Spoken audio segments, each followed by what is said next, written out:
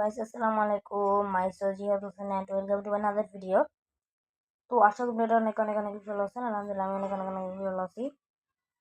তো আমি আমার ভিডিও দেখতেছিলাম, মানে আমার গেমপ্লে ভিডিও দেখতেছিলাম।